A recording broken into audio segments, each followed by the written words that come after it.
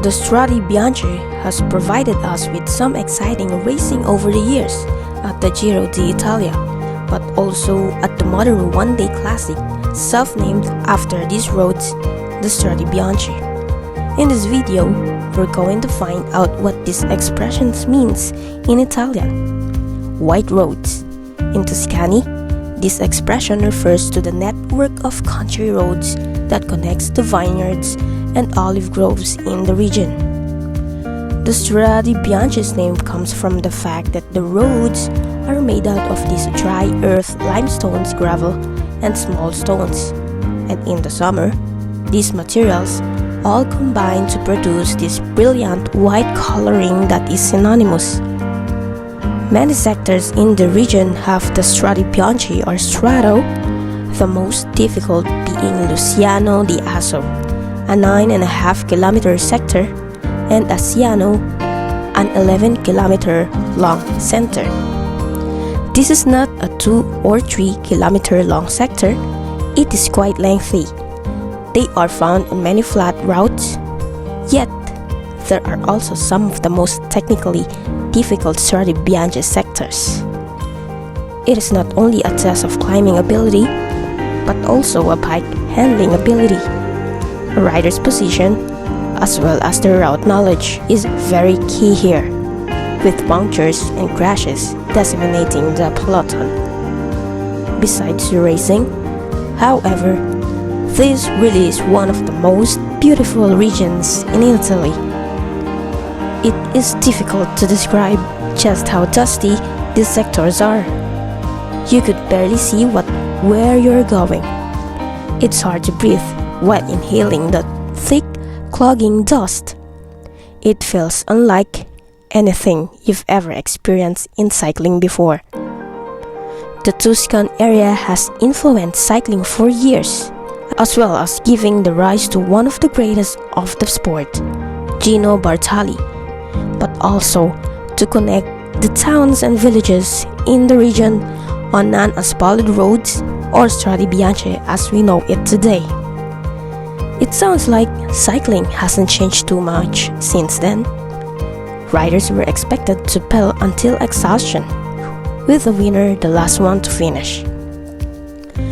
The Strade Bianche series started 2007, and Strade Bianche Dawn began in 2015, resulting in a sort of renaissance of Strade Bianche sectors, leading to their inclusion in the Giro d'Italia in 2010 on stage 7.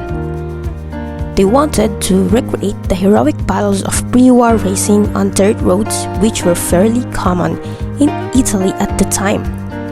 Although the Strade Bianche is relatively recent on the racing calendar, these Strade Bianche sectors really belong somewhere in the history of Italian cycling. Gino Bartali was a great cyclist, winning the Giro d'Italia in 1936 and 1937, as well as the Tour de France in 1938, not to mention his epic rivalry with Fausto Coppi. He will also be remembered for helping to save Jews from the Nazis during World War II, a sacrifice that he made for the Italian resistance. Gino used back roads, mostly Strade Bianche dirt roads, to remain hidden from authorities, concealing his fake documents in his bicycle between Florence and Assisi. Gino's reputation is what allowed him to deflect its attention of any inquisitive guards regarding his long training rides. Gino had to cycle 180,000 over the rough Strade Bianche roads. It was a hard ride. Even so, it saved the lives of many people, with Gino picking up more fake identity papers from a priest at a monastery here in Assisi before riding all the way back to Florence and distributing them to hiding Jews. Gino's journey on Strade Bianche were truly heroic, as he risked his life every time he crossed them, though he didn't speak of it afterward. Later, when he was asked about wartime efforts, he merely stated, "The things done are good, but they are not spoken of, and some medals adorned soles instead of jackets.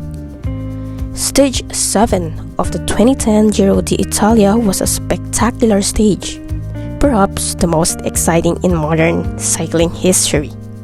The Strade Bianche stages were characterized by severe storms, intense rain, and thick mud.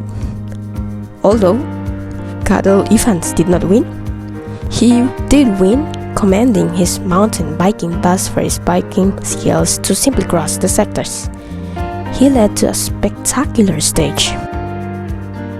Some riders were not thrilled with the green jersey wearer, Matthew Lloyd, who said after the race, "I get the desire for a spectacular stage, but after what we've just done, it's senseless." With 60 kilometers left, the peloton was disorganized. Alexander Vinokurov joked that the last 45 kilometers of the stage were worse than Paris-Roubaix. Vincenzo Nibali crashed heavily on Strade Bianche sector, but he got up, helped by teammates, and continued to fight on to the finish. It was an iconic battle. Nibali actually only conceded 2 minutes on the stage. The stage generally will just forever be immortalized as a famous modern cycling stage. It always feels like we're going in time every time we see the Strade Bianche, including at the Giro. This is not included in every single Giro, but in my opinion, that makes it even more special. When it does come round, I believe that is something truly spectacular, no matter what the weather conditions were or how the stage ended. It's just amazing watching those riders in the Strade Bianche sectors. Thanks everyone for watching, and see you soon.